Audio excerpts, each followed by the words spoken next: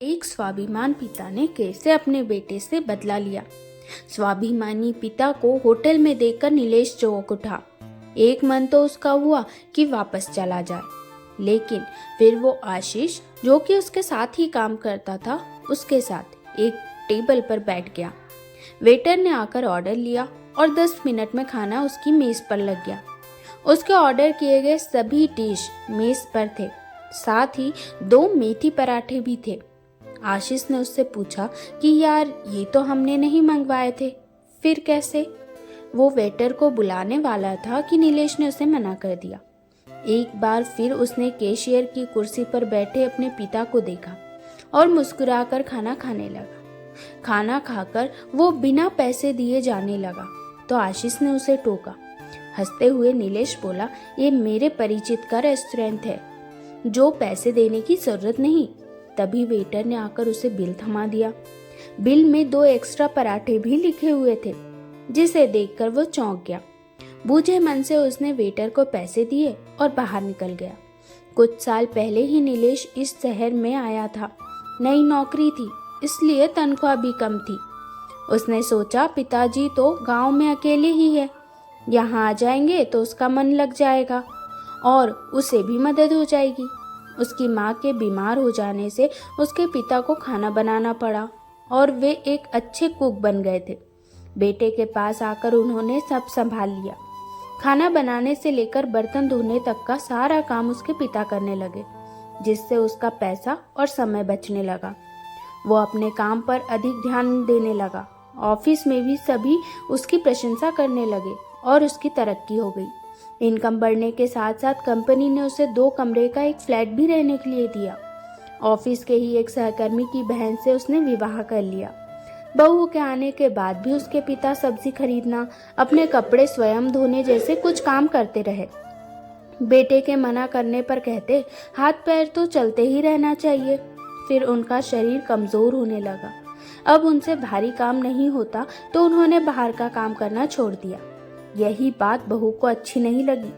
ससुर का घर में बैठे रहना अब उसे अखरने लगा।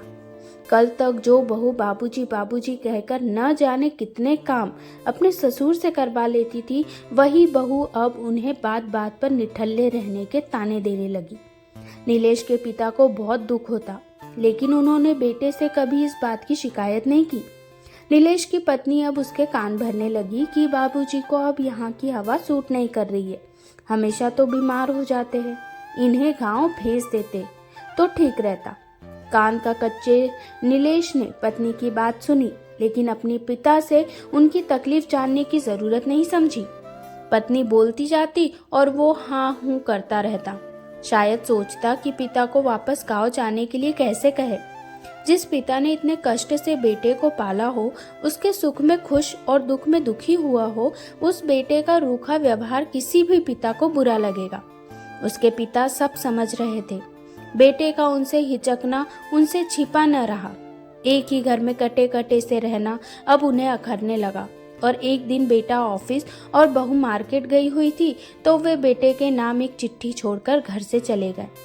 नीलेश की पत्नी तो खुश कि चलो पला टली, और नीलेश को भी पिता से कुछ कहना नहीं पड़ा। नीलेश ने सोचा कि बाबूजी गांव चले गए हैं, फिर उसने खोज खबर नहीं ली। इस बात को 5 महीने हो गए और आज अचानक जब उसने अपने पिता को होटल में देखा तो उनके पास जाना चाहा। फिर सोचा बाबूजी कहीं साथ ना आ जाए। फिर मेथी के पराठे अपनी मेज पर देखा तो खुश हुआ कि बाबूजी उससे नाराज नहीं है। आज भी उन्हें अपने बेटे की पसंद याद है, इसलिए बेटे से तो बिल लेंगे नहीं, लेकिन वेटर ने उसे बिल दिया और पराठे के पैसे भी लिखे।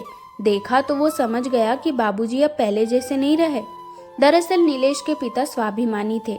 वे बेटे के हाथों अपमानित नहीं होना चाहते थे, इसलिए बेटे का घर छोड़कर वे अपने मित्र के पास चले गए, जो साल भर पहले ही उस शहर में आए थे। मित्र का बेटा 2 रेस्टोरेंट चलाता था। मित्र का बेटा जानता था कि उसके पिता के मित्र अच्छा खाना पकाते हैं, बस होटल उन्हें दे दिया। लोगों के बीच रहकर उनको भोजन करा के नीलेश के पिता को बहुत संतुष्टि मिलती थी।